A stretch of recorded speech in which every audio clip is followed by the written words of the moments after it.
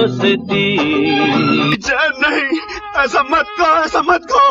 ये तो दोस्त के साथ मरे तो दोस्त के सामने। जब भी फिल्मी दुनिया में धर्मेंद्र और अमिताभ बच्चन को लोग याद करते हैं तो हर किसी के जुबान पे शोले मूवी याद आ जाता है। इस मूवी में वो दोनों जय और बीरू के किरदार में नजर आए थे।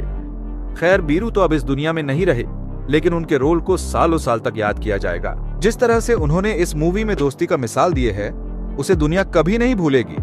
इस मूवी को रिलीज हुए आज 50 सालों से भी अधिक समय हो गया है, लेकिन अगर हम आज भी इस फिल्म को देखते हैं तो यादें ताजा हो जाती हैं और ऐसा लगता है कि इसे हम दोबारा से देखें। वैसे तो इस मूवी के ऊपर इतनी इंफॉर्मेशन और वीडियोस अवेलेबल है कि शायद ही ऐसी कोई बात होगी जो आप नहीं जानते होंगे। लेकिन क्या आप जानते हैं कि इस शानदार फिल्म की शूटिंग कैसे हुई थी? इसे शूट करते समय किस कैमरे का इस्तेमाल किया जाता था?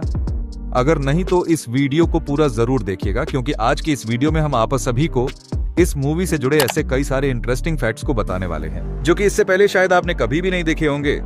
तो इस वीडियो को 1 सेकंड के लिए भी स्किप नहीं कीजिए। पाएगा मजा खेला।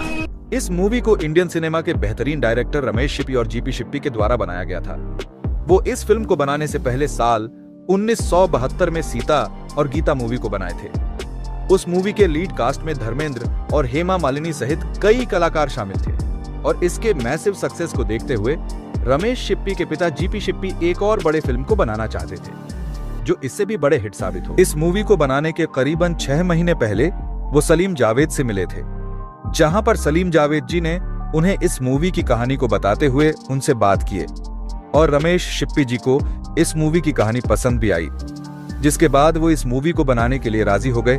और शायद आपको ये सुनकर यकीन नहीं होगा कि वह इसे बनाने से पहले 2 प्रोड्यूसर से भी रिजेक्ट हो चुके थे, लेकिन जब रमेश शिप्पी जी इस मूवी को बनाने के लिए राजी हुए तब जावेद जी को लगा कि अब उनकी मेहनत रंग लाएगी। इस मूवी की कहानी कई सारी इंग्लिश फिल्म जैसे कि दी मैग्निफिसेंट और once upon a time in west जैसी फिल्मों से इंस्पायर्ड थी। इसके कई सारे सीन जैसे कि डकैती वाले सीन को हिंदी फिल्मों से भी कॉपी करके बनाया गया था, जिसे कि आपने मूवी के अंदर देखे ही होंगे। आपको याद होगा कि इस फिल्म में एक ट्रेन को लूटा गया था, जो कि असल में एक हिंदी में पहले भी दिखाया जा चुका था।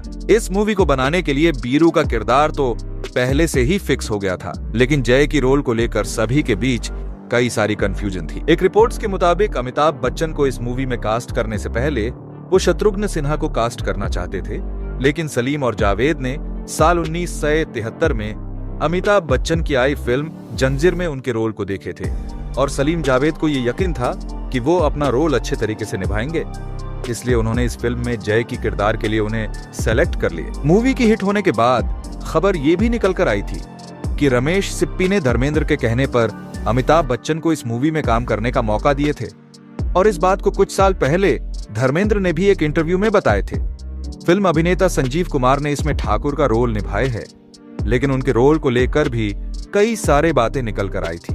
बताया जाता है कि डायरेक्टर रमेश सिप्पी इस रोल के लिए पहले तो दिलीप कुमार से भी बात किए थे, लेकिन दिलीप कुमार उस समय किसी और फिल्म की शूटिंग में बिजी थे, इसलिए उन्होंने इसमें काम करने से मना कर दिए, जिसके बाद संजीव कुमार को ही ठाकुर के रोल के लिए सिलेक्ट कर लिया गया। वैसे तो आज इस मूवी का हर किरदार अमर हो गया, लोग आज भी इसके किसी भी किरदार को नहीं भूले हैं। गब्बर सिंह से लेकर कालिया तक इस मूवी का हर किरदार आइकॉनिक बन गई है। वैसे गब्बर सिंह के किरदार को लेकर भी फिल्म मेकर को कई सारी कंफ्यूजन थी। एक रिपोर्ट्स के मुताबिक रमेश शिप्पी पहले तो डैनी डेंजोंगपा को गब्बर सिंह का रोल करने के लिए ऑफर दिए थे, लेकिन वो उस समय धर्मात्मा फिल्म की शूटिंग में बिजी थे, इसलिए उन्होंने इस रोल को करने से मना कर दिए, जिसके बाद अमजद खान को इस रोल के लिए सेलेक्ट कर लिया गया। इस मूवी के अंदर टोटल 7 गाने थे, जैसे कि ये दोस्ती हम नहीं तोड़ेंगे, होली के दिन दिल खिल जाते हैं, हाँ जब तक है जान, कोई हसीना और महबूबा महबूबा। अगर आज भी बॉलीवुड के कुछ क्लासिक एवरग्रीन गानों का जिक्र होता है तो इन सभी गाने को लोग जरूर ही याद किया जाता है, यहाँ तक कि इसका ये दोस्ती हम नहीं तोड़ेंगे सॉन्ग इतना ज्यादा फेमस गाना है जिसके ऊपर कई सारी रीमिक्स बन चुकी है। इन सभी गाने के लिरिक्स को इंडियन सिनेमा के बेहतरीन लिरिसिस्ट आनंद बख्शी जी ने लिखे थे और इसे गाए थे किशोर कुमार, लता मंगेशकर, मान्ना दे और आर.डी. बर्मन। वैसे दोस्तों, अगर आपने इस मूवी के गाने को सुना है तो आपको इसमें से कौन सा सॉन्ग सबसे अच्छा लगता है, हमें इस वीडियो को कमेंट में जरूर बताइएगा। वहीं अगर हम इस मूवी की शूटिंग की बात करें तो 3 अक्टूबर 1973 से इसकी एक्चुअल शूटिंग स्टार्ट हुई थी, जिसमें इसके पहले सीन को कर्नाटक के रामनगर लोकेशन पर शूट किया गया था।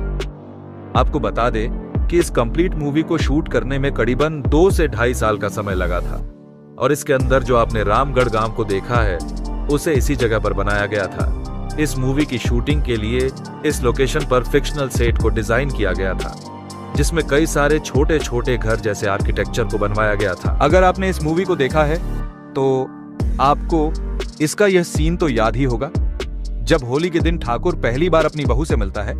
लेकिन क्या आप जानते हैं कि इस सीन को किस लोकेशन पर शूट किया गया था? जैसा कि आप इस वीडियो में देख सकते हैं कि इसी लोकेशन पर इस सीन को शूट किया गया था। यह लोकेशन बेंगलुरु शहर से कुछ ही दूरी पर स्थित है। इस मूवी की हिट होने के बाद लोग इस लोकेशन पर आते रहते हैं और सोशल मीडिया पर तो कई सारे ऐसे वीडियो अवेलेबल है जिसमें लोग यहां घूमते हुए नजर आते हैं।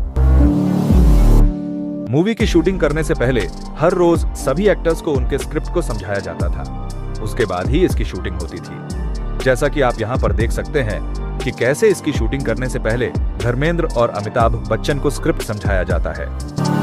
इसके अलावा आपको यह सीन तो याद ही होगा जब अमिताभ बच्चन और धर्मेंद्र को जेल में रखा जाता है, तो ये उसी समय का शूटिंग सीन है।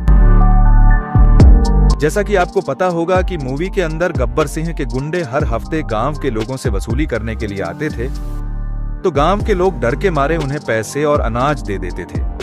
लेकिन क्या आप जानते हैं कि इस सीन को किस लोकेशन पर शूट किया गया था? आपको बता दें कि कर्नाटका के इसी लोकेशन पर उस सीन को भी शूट किया गया था, जैसा कि आप इस वीडियो में इस लोकेशन को देख सकते हैं। दोस्तों, अगर हम इस मूवी की सबसे इमोशनल सीन की बात करें तो मूवी के क्लाइमैक्स सीन में जब अमिताभ बच्चन को गोली लग जाता है और वो अपने दोस्त को बचाने के लिए खुद की जान खतरे में डाल लेते हैं, तो ये उस मूवी का सबसे इमोशनल सीन में से एक है। आपको याद होगा कि इस समय धर्मेंद्र और अमिताभ बच्चन एक पहाड़ी के पीछे छिपकर गब्बर सिंह के गुंडों से लड़ रहे होते हैं। तो आप यहाँ पर देख सकते हैं कि ये उसी समय का शूटिंग सीन है।